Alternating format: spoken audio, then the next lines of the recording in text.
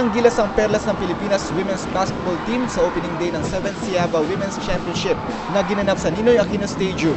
Matapos na ilang paso ang koponan ng Singapore, 101-34. Una-una, we're thanking the Lord, hindi dahil lahat to sa Kanya. Yung support ng mga tao dito, yun yung parang adrenaline yung mga players. So parang lahat sila ang ganda ng nilaro eh. Maligaya naman ang former Olympian at bagong PSC Commissioner na si Akiko Thompson sa kauna-unahang hosting ng Pilipinas sa Regional Hoop Tournament.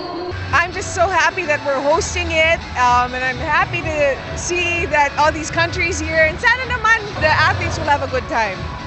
Good luck, have fun, play safe, play fair. Yun. Masusubukan ang husay ng Philippine Cage Bells sa pakikipagsagupa sa iba pang koponan ng Rio, gaya ng 24 SEA Games champion Malaysia at SEABA defending champion Thailand sa mga susunod na araw. Ramty para sa UNTV News Worldwide at ito ang balita.